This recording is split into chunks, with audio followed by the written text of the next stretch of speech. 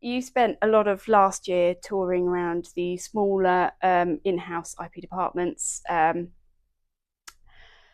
As you shift your focus to those smaller firms in 2026, what do you see as their unique pain points at the current economic climate, and how can CIPA tailor its resources to support them?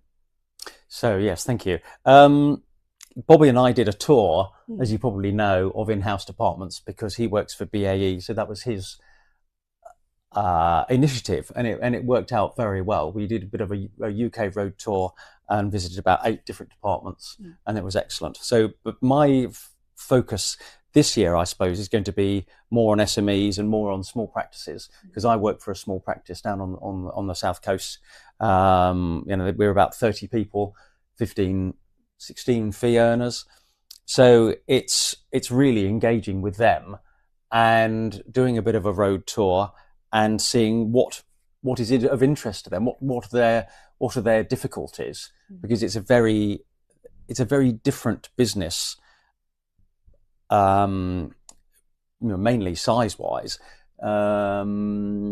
dealing with SMEs, and for us there's it's growing pains. It's how do you deal with all the business functions, and do you hire people? Do you do it in house? Do you outsource it? So when you're talking about I don't know, for example, accounts and billing clients, do you have in-house people? What about HR? How do you grow? How do you deal with employment contracts? Do you deal with clients, for example, that may not pay? How do you deal with all the financial aspects? So it's very different for a small firm. I think the UK profession actually does very well at the moment. It punches above its weight, and we do well in terms of the amount of work we get for the EPO and for the UPC and the UPC courts. But it's really just talking to a lot of the small practices and finding out what are the issues for them. I mean, if it's anything like the industry people, and generally speaking, they're very supportive. They think that CIPA does a great job, especially sort of webinars, seminars. The education is very good, but also helping them to run their businesses and being very wary of, I suppose, the overheads, the fees that they're charged, and what they get from CIPA for that money. Absolutely. And obviously with your history and your experience with the EPI, you're sort of ideally placed to bridge a gap between the two, between the UK and the European. What sort of collaborative projects are you hoping to work on this year? Right. Well, it's interesting question, that, because to a certain extent my career at the EPI has mirrored what I've been doing at CIPA. So I chaired the CIPA Life Sciences Committee for 20 years, and I now chair the EPI's, they call it the Biotech Committee. I've been on EPI Council for 21 years now. There's some overlap on the Disciplinary Committee. I used to be on the EPI Disciplinary Committee and Professional Standards, and there's an equivalent over here, and I'm involved in the EPI Bylaws Committee. So it's really engaging with the membership so that they are aware of what the EPI does, what the committees do, what work they do, and as I was mentioning earlier, the EPI elections. So it's a 3-year election cycle for EPI Council, and the elections are this year in 2026, and the ballot papers are going to go out soon. And of course, we did the EPI webinar only a couple of days ago for the 12 candidates for the 12 places, the UK places for EPI Council. EPI Council has places for all countries that are members of the EPC. UK, France, and Germany gets 12, and then it goes down in pairs. It's always even numbers all the way down to 2 members for places like Malta and Monaco. And certainly so for example, on the for the EPI, one of the things that they're looking at is a big change in the disciplinary proceedings. So it'd be really useful to get CIPA's input with that, and because CIPA has to deal with disciplinary proceedings of UK patent attorneys. There's also a fundamental shift in the exams. The EQE, the European Qualifying Examination, that's been around since the late 80s, and there's a big overhaul, and that's going to be phased in over the next few years. So again, it's dealing with the with CIPA and the education, and how we basically tailor the exams so they are testing the right skills. The UK profession does very well in those EQE exams. We have a really good high pass rate, and I think that's partly because the education here in the UK is very good. There's lots of it. Yeah. And also the UK exams are actually a very good test of you being a patent attorney. So if you can pass the UK exams, then that sets you up very well for the EQEs.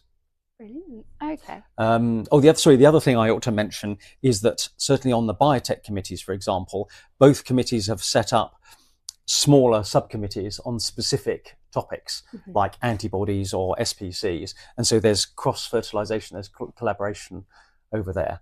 And we're also doing, when we have an EPI council meeting, there's 2 of those a year, we're doing reports for CIPA Journal.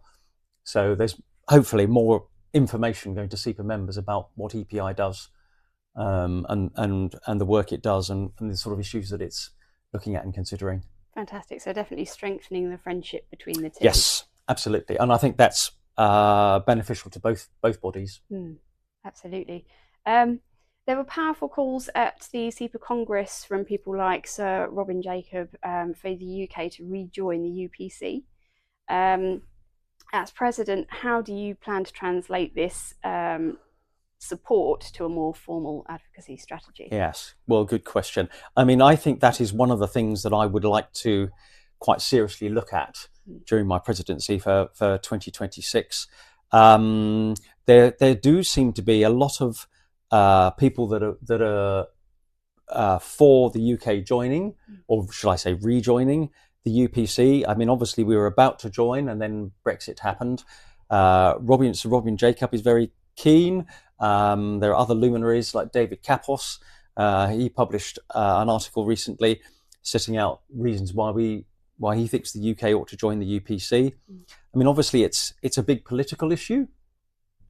And at the end of the day, although there are some legal issues and a few hurdles, those are probably not insurmountable if there is the legal and political will to do that. So it's going to be talking to members of government. We have lots of contacts there in order to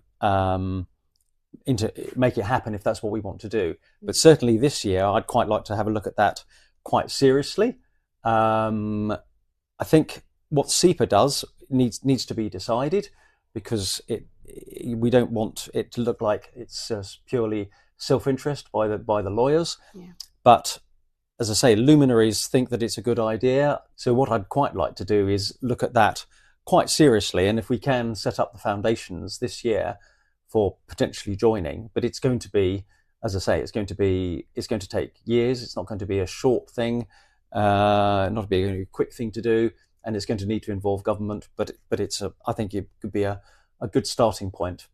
Absolutely. So you'll be the one laying the foundation stone Yes. for everyone else Yes. to then continue. So basically consulting, working out what we're going to do, and then, starting it off this year. Fabulous. That's exciting. You also have a desire to grow CIPA's engagement with the World Trade Organization. What role do you believe the UK patent attorneys should play in shaping WTO policies? Well, this is one for Neil, isn't it, to jump in? So I'll just say a few words. I mean, I think we're strengthening ties both with the WTO and with WIPO. Last year, Bobby had significant engagement with Neil. Bobby and I met some really interesting people from WIPO when we were in the States last year at AIPLA. So I'm already cooperating with WIPO on biotech issues like sequence listings and genetic resources. But I think and I know Lisa Jurgensen, who is the head of WIPO, and basically strengthening ties there. I mean, we may well go to Geneva a couple of times this year for meetings, and I think that's that sort of engagement is really important for the membership, to basically explain what UK patent attorneys do and their involvement. But Neil can probably say a little bit more about WTO, because he's mainly been involved in that with Bobby. So